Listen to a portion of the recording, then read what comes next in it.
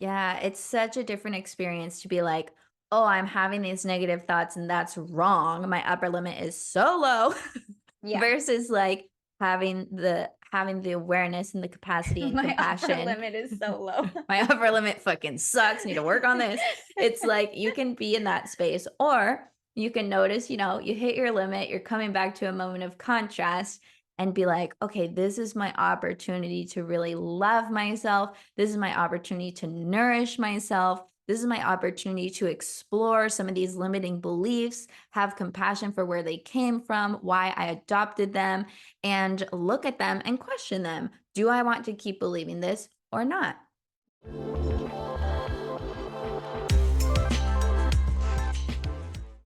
Hello, hello, everybody. Welcome back to one of your favorite podcasts, High Vibin It.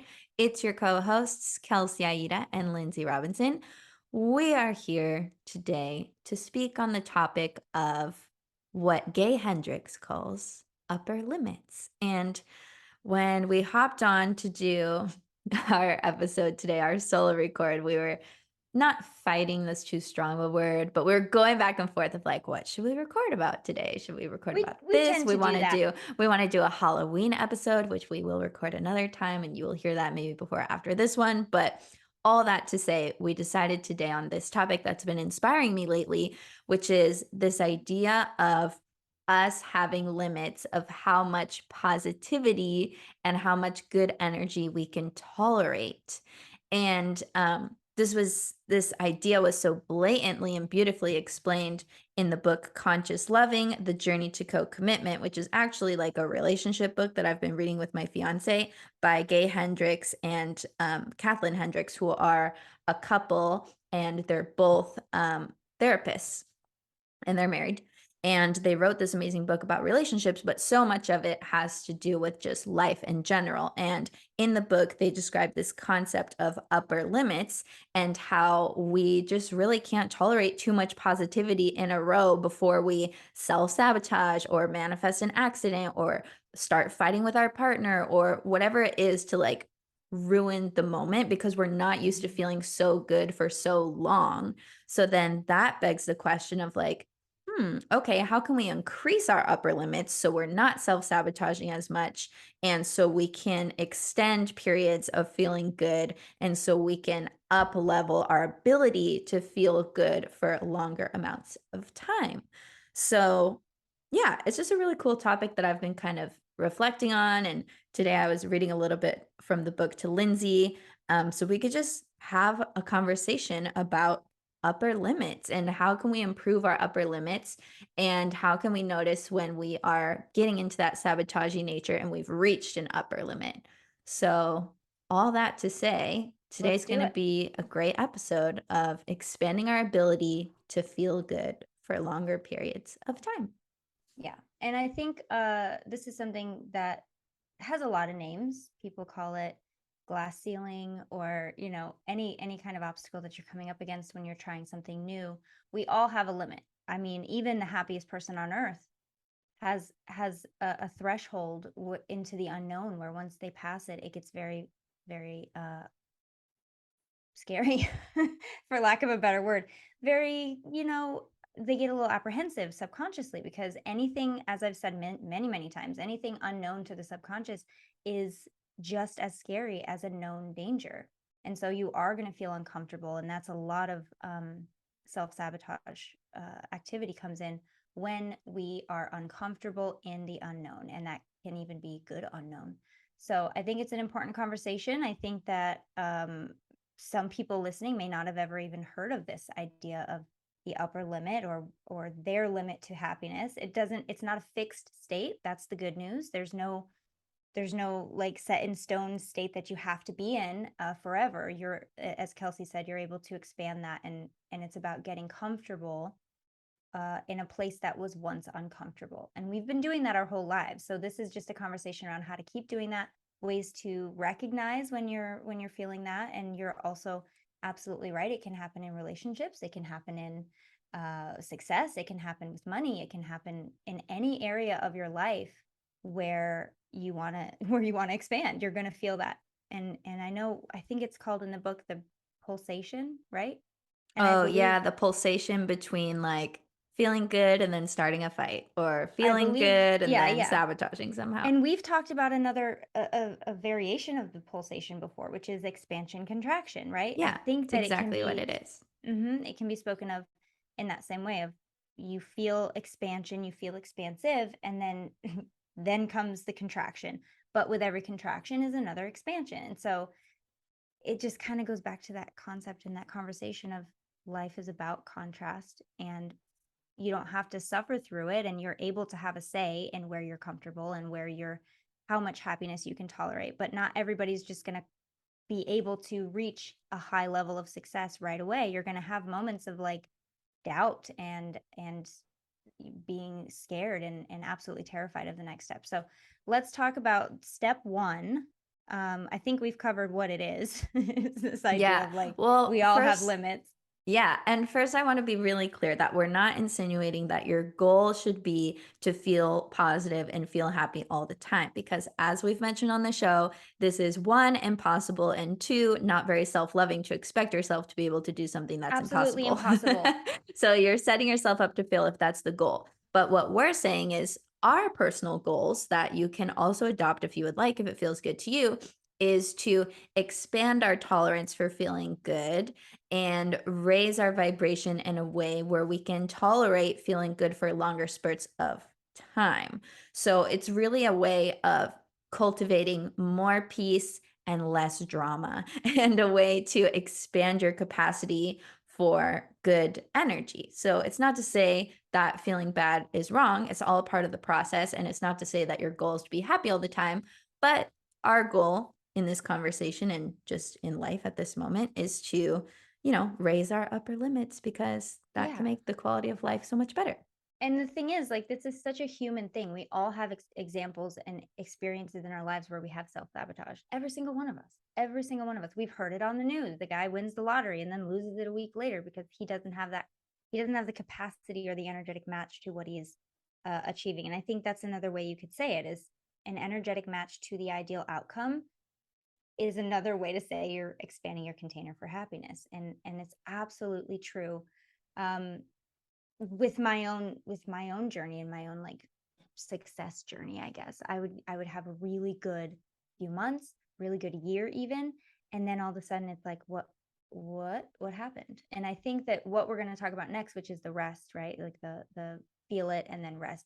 I never rested, and that it can be the hardest part for a lot of people. So let's talk about that piece, because this is something that I think is very universal and very something that we can all benefit from. Yeah. Um, I think it's really noticing when you're on the verge of the sabotage. Mhm. And that's your cue to take a break. So for example, let's say you're on vacation and you're having a really great time. It's just so easy to feel awesome and have fun. And then all of a sudden, you notice your anxious part coming into your earbuds, trying to give you all the reasons for why you should worry when you get back home and your vacation's almost over and blah, blah, blah. I do that even when I'm not on vacation. Right. This is So, just like a very specific example, but we do this all the time, right? You're just sitting on the couch, minding your own business, having a lovely, restful moment, and then bam, yeah. anxiety. Yeah. Yeah. Kels, So, remember, like, this is the famous conversation that I reference all the time where, like, everything was going fine, really, really fine, extra fine, and the weirdest part was that I wasn't worried, and I said to Kelsey, like, "Should I be nervous that I'm not worried about this? exactly. Should I be Perfect worried that I'm not example. worried?"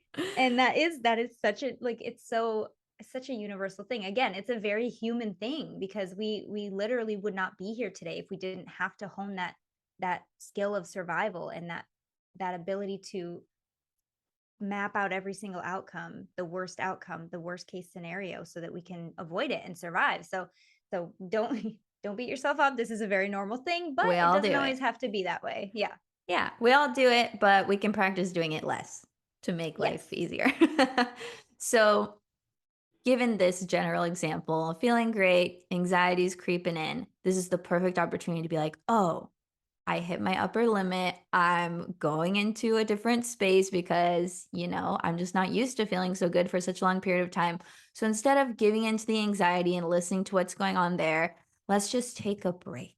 Maybe I need to take a nap. Which I Maybe know is not the first time people are hearing about this, right? It's yes. a again, a different way to say it, and to say, "Uh-oh, I've reached my upper limit," feels good because then at least you know what's going on. Most of the time we don't, and we're still being told to take a break. Well, if it feels hard, you should just go rest, and that's great, but when you say why and, like, what's actually happening in your mind, it just I don't know, if it hits different.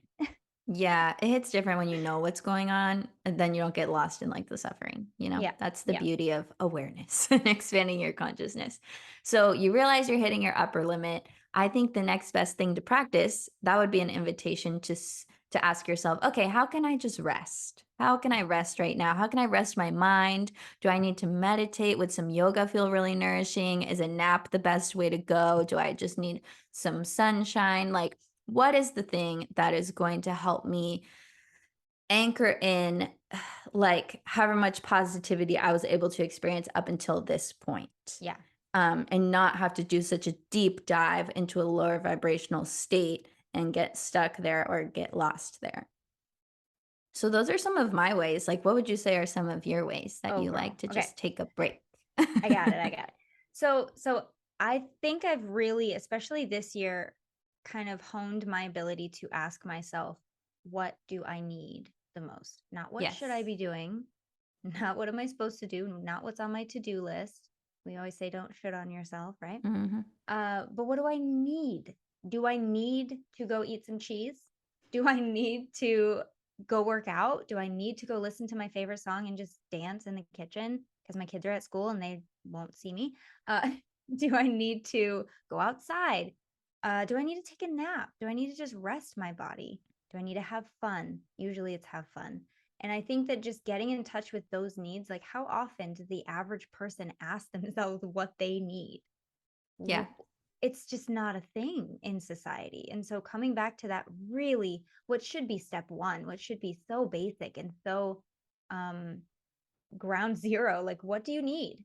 What do you need? What would fill your cup right now? Yeah, and So important. another example, like from the book, because this is a relationship book, it gives the example of like you've spent so much time with your partner, it's been so great, but as soon as you notice you want to start a fight with them or you want to nitpick them or whatever, that's your opportunity to take some space. Go do Yes. your own thing, go to your fitness class, go with your girlfriends, like get out of the house, like don't share space in that moment. That's your opportunity to really, like, cleanse the palate Yeah. and start over again for a nice spurt of loving energy between the 2 of you, and it's the same thing because everything's relationships, right? Like, this can be played out in the context of a romantic relationship or your Mhm. relationship with your anxiety or your relationship with your happiness or your relationship with your inner critic, like, it's Or all the your same. relationship with money. Exactly, it's all the same, everything is relationships, so that's why I So really loved the whole concept, especially in the context of romance, but also just life. so I got another one Mhm. that feels really really good when I do it, which is I not all the time, but there are times when I really feel into the fear. And I think that that's very important because you need to know what's going on. Always. You need to know what's going on. Not knowing is half of the half the battle. So I just what am I afraid of? And I think Kelsey, I told you about this the other day. And I wrote at the top of the paper, I am writing this down for the explicit intention of releasing it to the universe where it will be transmuted and resolved. And then I just started listing all of my fears, every raw, honest fear that I had. And then below that, you kind of, okay, that's established. What would I like to believe instead? What am I open to believing? What would be cool to believe? If I could believe it, what would that be? And that was such a game changer. And it is every time I do this, I tell my clients to do this too. Like when you are able to not only acknowledge where you're at and just feel into it just for a second, then you can be like, oh, yeah, that feels really gross. What do I want to believe? And then just go play in the world of what if? Yeah. What if I could believe that I'm always expanding and I'm actually in the right place at the exact right time? And I'm always being guided and supported. And, I am loving and lovable, though if it's a relationship. I just think that acknowledging where you're at, and then you can from that place decide. decide a better feeling thought. And that's really what all of the sages say is just decide a better feeling thought. Even if you can't get on board with it right now, no one's asking you to just jump on board with it. Would you be open to? Would it be cool? And that's sometimes that's all you need to just start acknowledging that there can be expansion happening always. Yeah, because every thought is going to produce a certain experience for you, right? If I think the thought that Yeah. I have a great podcast and I'm super wise and helping a lot of people, that's going to boost my confidence and I'm feeling like warm and fuzzy and great, right? If I have a thought that nobody's going to hear this, nobody's going to care what I have to say, like this Yeah. podcast is such a waste of time, I'm barely even making any money doing it, blah, blah, blah, blah, blah. If I just go down that rabbit hole, now I'm feeling heavy, my Yeah. heart's feeling closed, I'm feeling tight, I'm feeling depressed, I'm feeling inadequate. So every thought that you have is going to produce an internal experience, which is where you have the opportunity to notice your thoughts. And if you don't like what you're thinking, you can choose again because majority of your thoughts are A, repeated from yesterday. So if you want to create a new life, you need to work with your thoughts. And two, majority of your thoughts are not facts. Yeah. Pretty much, I would say like 90% of the time, whatever you're thinking is not a fact. So, if it wasn't a fact and you were open to feeling better and creating a new experience for yourself, what would you rather be thinking that you could get on board with? And this is where we always come back on the show to the authenticity piece. Like, it's not helpful to use affirmations or think thoughts that don't feel like they could be true or thoughts that you aren't Right. actually open to, right? So, there is a way where you can do this. I don't want to use the word wrong because I don't like that word, but there is kind of a way to do it where How it's about not helpful. unproductively? Yeah, Yeah. there's a detrimental way to change your thoughts where you're being, toxically positive, quote unquote, so to speak, and you're not allowing how you really feel. But to allow how you really feel and then transmute it would look like what Lindsay offered in her example, or maybe I can think of an example on the spot, like, let's say if I have a thought like, oh, I don't have the skills or abilities to accomplish what I want, I could think, well, I'm open to learning and acquiring those skills so that I can get what I want. Just because I don't have it right now, it doesn't mean I can't obtain it or learn it.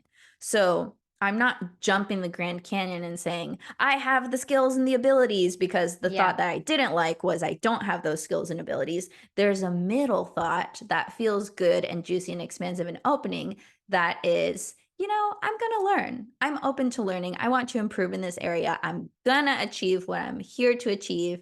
And that's that. And the beautiful thing is anything you want to learn is at your fingertips these days. Like you have nothing stopping you. You have a brain True. in your head and you have internet connection. You got this. Hmm. So here's something interesting. Let's do like a little round table and maybe share some uh recent moments of when we hit our upper limits. So I'll go first. So upon reflection for myself, I recently went through a transition where I'm weaning off of doing hair so much and I used to do double the hair that I'm doing now. So I cut my hair schedule in half so I could pursue this podcast and write more books and take on more coaching clients and do more of this healing work. And at first, it was really hard, but then coming into it, it got easier and my weeks are feeling freer and I feel like I have Hmm. more space and more creativity and more energy.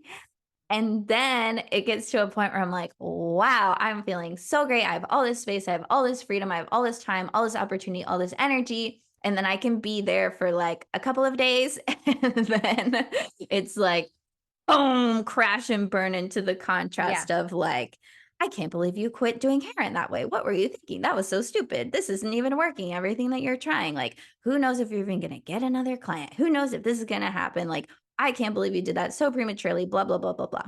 Judgment, fear, anxiety, critiquing, you Everything. insert it, right? So then I ride that little roller coaster. And then, a couple hours or the next day later, I'm back to where I was I'm back, before. baby. Feeling expansive, feeling great, feeling excited. Um, So So it happens to the best of us, you know? And that's exactly how it feels for me. It doesn't even necessarily have to be a new feeling. It's just a return. It could be a return to an old feeling of expansion and abundance and happiness and flow and all these things. And a couple days of that, maybe a week, and then I'm like, oh, nothing's going right ever. This is horrible. And the thing is, like, what is like here's what I want to talk about. Let's talk about what is happening during that process. Because I feel like the fear when people are listening to this part of the conversation is, well, if I don't actively rest or acknowledge what's happening, then I've just undone all the expansion that I've already had. So let's debunk hopefully that. Yeah. Well, here's my theory that I've been thinking about recently. And I feel like when those thoughts are manifesting themselves again, when your inner critic is making herself known, when your anxiety is freaking the fuck out, I feel like it's density releasing itself. Yes. Especially in this day and age when transformation is happening so fast and so many people are awakening, it can feel intense because all the old stuff is coming out to be released and purged and felt and sifted through and reworked and transmuted. So I like to look at those moments of contrast as healing. Like, Yeah. this is not me reverting. This is me expressing it, letting it out, and healing. And this is my mind and my body and my emotional body's way of getting rid of the old. Like, it needs one last final hurrah or like 100 last final hurrahs Yeah. before it's like done playing out its course. So to me, I feel like it's like a density purge or like a Yeah. density release. Absolutely. And I think there's this quote that's kind of making its rounds on Instagram by Abraham Hicks, which is eventually you are going to get everything you want. It's just when are you going to be able to chill out and be okay with the fact that you're already getting everything you want? Let yourself receive, right? So I think that you're already going to the destination. We're already expanding. And I don't think there's much we can do to undo that. I mean, of course, I think there always is, but I think you'd have to try really hard to undo all the progress that you are making consciously and unconsciously. So you can either flow down the river to where your beautiful destination is and just float without resistance, or you can try to paddle up the opposite direction, but it's going to feel harder. It's the wrong direction and you're going the other way anyway. So you can either fight it and still get there, but it'll feel hard, or you can just kind of release in those moments. And as we've been saying on the podcast, when you notice those moments, take it as a signal that, okay, I'm expanding right now. This is what's happening. I am expanding. I'm in the middle of an expansion. How am I going to facilitate that? I'm not going to fight it. How am I going to facilitate? Yeah, it's such a different experience to be like, "Oh, I'm having these negative thoughts and that's wrong. My upper limit is so low." Yeah. Versus like having the awareness and the capacity and My upper compassion. limit is so low. My upper limit fucking sucks. Need to work on this. It's like you can be in that space, or you can notice, you hit your limit, you're coming back to a moment of contrast and be like, okay, this is my opportunity to really love myself. This is my opportunity to nourish myself. This is my opportunity to explore some of these limiting beliefs, have compassion for where they came from, why I adopted them, and look at them and question them. Do I want to keep believing this or not? Yeah. Is this still serving me or no? And then that's where the breakdown leads to the breakthrough. And I know for Yes. me, my worst days are always the prerequisite to my best, most expansive, most energized, most excited days. So there's Yeah. nothing wrong with the process. We're not trying to get rid of the ups and downs. We're just trying to help you navigate them with less resistance and more love and more ease. Hey there. We hope you're enjoying this episode so far, but if you want to listen to the whole thing, we're going to invite you over to our podcast. Either search for High Vibin It on iTunes, Spotify, wherever you guys listen to podcasts, or even better, if you want to watch the extended video version of this episode that's even longer than the actual podcast itself, head over to our Patreon at patreon.com/highvibe. Lindsay, tell them what's awesome about the Patreon. Patreon is where we have all of our extended episodes. As Kelsey said, we have it on video so you can actually see the things that we're talking about. Sometimes we have visual visual aids and it's nice to know what we're talking about. We also have hangouts that we do sometimes that are exclusive to Patreon people. And you can get started with all of this and bonus content and everything that we have only for the Patreon people for as little as $3. I think it's $3.33 a month. And that's it. And you guys can get all the benefits and all access to everything that we put in there. Really Yeah. cool. It's really cool, really fun, super easy to join. And you guys don't even have to do that to finish this episode. If you're like, screw it, I don't want to pay any money, I just want to hear the rest of this episode, go to our podcast, High Vibin It, search for it wherever you listen. It's totally free. Either way, enjoy the rest of the show wherever you choose to enjoy it. And we will see you guys next week because we do a new one every week. Adios. Bye.